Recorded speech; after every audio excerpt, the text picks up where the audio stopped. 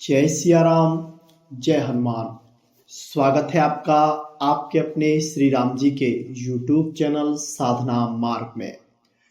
जैसे जैसे हम राम नाम का जाप करने लग जाते हैं, वैसे वैसे ही हमें कुछ गुप्त चीज़ों की प्राप्ति होती है, जिनमें से कुछ चीज़ें नेगेटिव होती हैं, कुछ चीज़ें पॉजिटिव होती हैं। लेकिन जो नेगेटिव चीज़ों को भी पॉजिटिव लेता है तो वह राम नाम के जाप में सफलता को प्राप्त कर लेता है। आज हम आप लोगों को इस वीडियो में बताने जा रहे हैं ऐसी 6 गुप्त चीजों के बारे में, जो कि राम नाम का जाप जब आप करेंगे तो आपको धीरे धीरे ये सारी चीजें प्राप्त होने लग जाएंगी और वो चीजें अपने आप में ही बहुत महत्वपूर्ण होंगी और उनके आने पर उनका अलग अलग आपके जीवन पर प्रभाव पड़ेगा। जिस तरह से जब समुद्र मंथन हुआ था, समुद्र मंथनों के समय समुद्र से 14 रत्न निकले थे और 14 रत्न क्रम से निकले थे। सबसे पहले जहर निकला था, फिर कामधेनु गाय निकली थी, फिर उच्चश्रवा नामक घोड़ा निकला था, फिर ऐरावत नामक हाथी, फिर कौस्तुभ मणि निकली, फिर कल्पवृक्ष, अप्सरा रंबा, देवी लक्ष्मी निकली, शराब निकली, चंद्रमा निकला और पारिजात निकला। पंचजंग जो कि भगवान कृष्ण का शंख है वो निकला और फिर धन्वंतरी अमृत का कलश लेकर समुद्र से बाहर निकले। तो ये सारी चीजें क्रम से निकली। जहर के बाद हो सकता था कि कुछ और निकल सकता था, यानी कि जहर के बाद कल्पवृक्ष निकल आता, लेकिन नहीं, जहर के बाद कामधेनु निकली। ऐसा क्यों हुआ? और ऐसा ही राम नाम के जाप से आपके जीवन में होता है। सबसे पहले जो आपको चीज प्राप्त होती है वह होती है आपको जहर की प्राप्ति। और राम नाम की जाप की साधना में जब आपको जहर की प्राप्ति होती है तो वह जहर होता है संसार की आलोचनाओं का, संसार की निंदाओं का। ये क्या कर रहा है, कैसे कर रहा है, हर जगह आपकी आलोचनाएं होने लग जाती हैं। लोग आपके बारे में बुरा भला कहने लगते हैं, आपको हर तरह से डिगाया जाता है राम नाम के जाप को छोड़ने के लिए।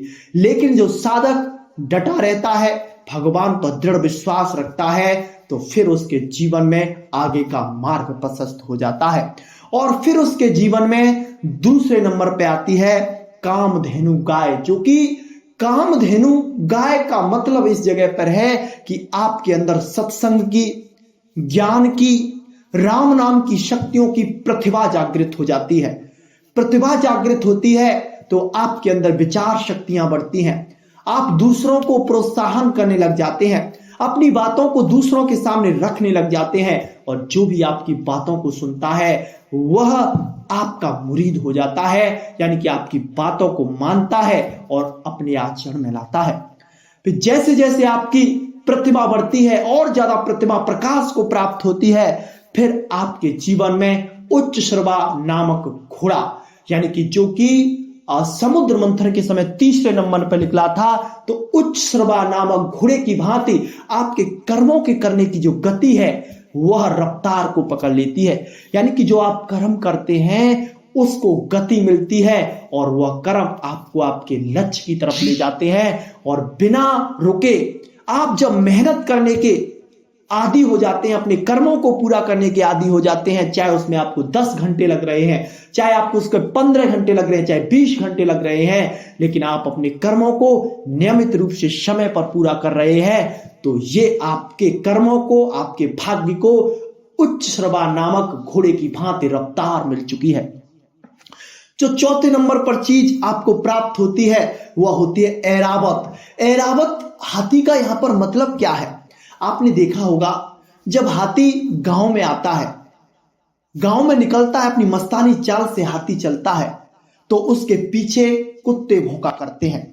यानी कि जब आपकी कर्मों का, आपकी प्रतिभाओं का हाथी आगे की तरफ बढ़ेगा तो संसार के आलोचक आपको आपकी ऊपर कुत्ते की तरफ भौंकने लग जाएंगे, आपको बुरा भला कहेंगे, लेकिन वो आपके सामने आके नहीं कहेंगे, क्योंकि आपने देखा होगा कि हाथी के पीछे हमेशा कुत्ते भौंका करते हैं, ना कि उसके आगे, क्योंकि उन्हें पता है अगर हाथी के आगे हम भौंकना शुरू कर देंगे तो वह हाथी हमें रौंद कर आगे निकल जाएगा। इसी तरह से ये जो कुत्ते होते हैं बस नगर तक ही आपके ऊपर भौंक सकते हैं, यानी कि उनकी जहां तक सीमा है उसी तक आपके ऊपर भौंक सकते हैं, और जैसे ही उनकी सीमा समाप्त होती है वैसे ही वह भौंकना बंद कर देते हैं, और जिस जगह पर वह कुत्ते पड़े हुए थे वहीं पर पड़े रह जाते हैं, और हाथी अपनी मस्तानी चाल से अपने लक्ष्य की तरफ बढ़ता जाता है।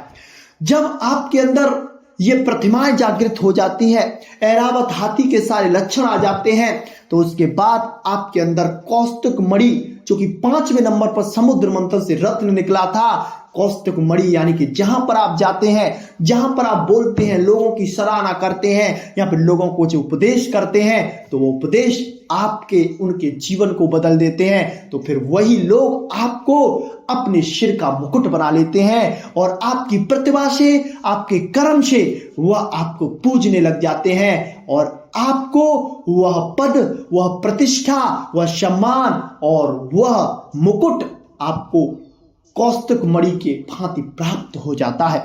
ये आपको 5वीं चीज प्राप्त होती है। और 6वीं चीज आपको प्राप्त होती है कल्प वृक्ष, जो कि समुद्र मंथन से निकला हुआ था कल्प वृक्ष। फिर आपके ज्ञान से, आपकी प्रतिभा से, आपकी विद्या से, आपकी साधना से आपकी सारी कामनाएं पूरी होने लग जाती हैं। जिस चीज का आप संकल्प कर लेते हैं वह चीज आपको प्राप्त हो जाती है। जिस चीज के बारे में आप सोच लेते हैं वो सारी चीजों के संसाधन आपके सामने जुटने लग जाते हैं, अपने आप सारे कार्य होने लग जाते हैं। और जो 7वीं चीज आपको प्राप्त होती है इसके बाद, जब आपका यश बढ़ता है, वर्चस्व बढ़ता है, आप पर धन का आगमन हो जाता है, आपकी बातें लोग मानने लग जाते हैं, तो फिर अप्सरा नामक रंभा, जो कि 7वें नंबर की रत्न है, जो चीज है। और यहां पर हम आपको बता दें, जो अप्सरा रंभा थी वह वासना का रूप है। फिर आपकी प्रतिभाएं बढ़ती है तो आपके अंदर वासनाएं भी बढ़ती हैं।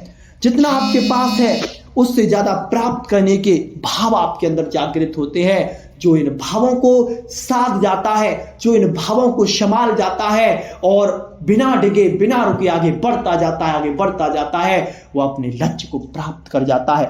ये हमने आपको 7 रत्न बता दिए जो कि राम नाम के जाप के द्वारा आपको प्राप्त होते हैं। 7 रत्न और हैं, क्योंकि समुद्र मंथन से टोटल 14 रत्न प्राप्त हुए थे। आगे वाली वीडियो में हम उनके बारे में भी आपको बताएंगे। आज के लिए बस इतना ही। जय श्री राम, जय जय हनुमान।